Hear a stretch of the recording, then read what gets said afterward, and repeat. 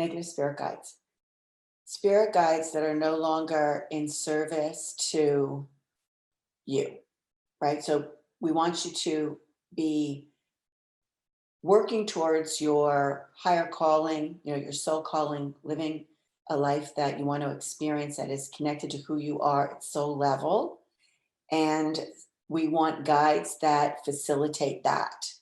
So sometimes when, particularly when we're much younger, children, teenagers, early adulthood, we call in guides at soul level to help us with situations that are difficult, traumatic.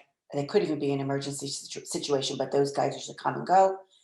And so that they helped you through something that was very challenging and usually was uh, maybe it was emotionally charged, it was going to have a lifelong effect on you. And those guides, you call them in, those guides come in, then they help you get through that. And so you get through it. Maybe it was bullying at school when you were 7 or 8 years old. Maybe it was the loss of a parent. Maybe it was a loss of your beloved pet.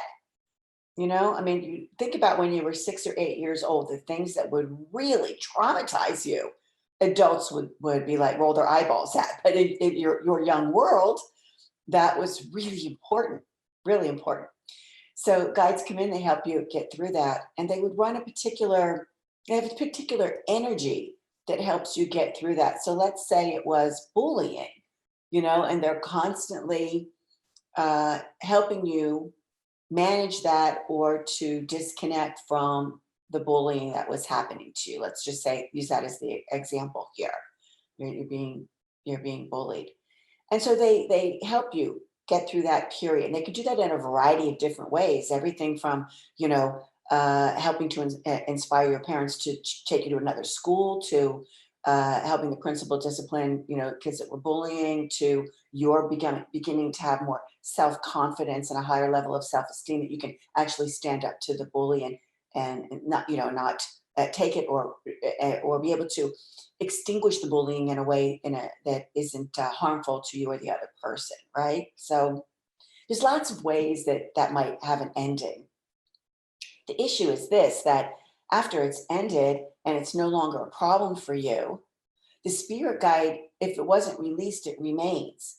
And usually when we're younger or even when we're a young adult, we call in the spirit guide, in a variety of ways, whether you're praying for help or whether you're asking the universe to help, or your soul's just calling out for it. And then we don't release them and close the door. So what happens is later on, that program is still running and it's no longer needed.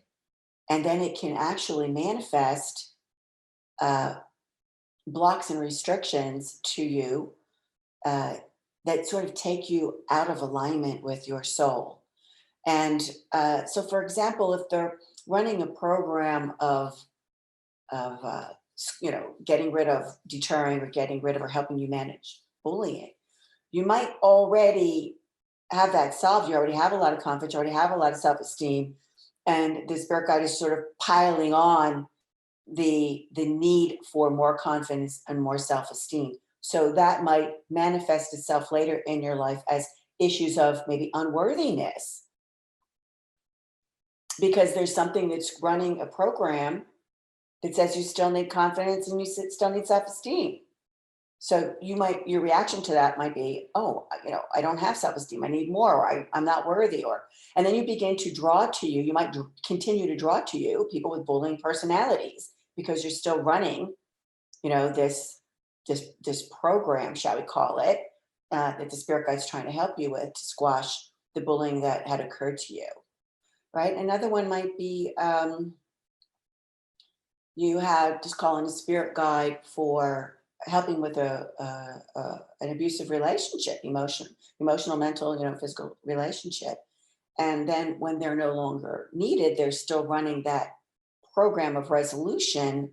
And the people that are looking for the resolution are the people that are behaving that way, then you end up drawing them to you, right? So it's almost like you draw to you, or you create issues in your own life that are as a result of that particular program. So if you were having trouble with loving relationships and then your spirit guides came in, they helped you with a loving relationship, but the spirit guide is still trying to help with loving relationship, you might actually continue to create relationships that have trouble that need resolutions, right? So once you release the spirit guides and negative spirit guides that are no longer in service to you, what happens is you're free. You're free of that program. The ending has happened where you no longer are in need of that sort of support. And then you only have the guides left that are helping you when you need help for whatever it is that you need help with, as you're beginning to make new choices and make decisions for yourself in alignment with who you are at soul level. So that's negative spirit guides. They need to be cleared.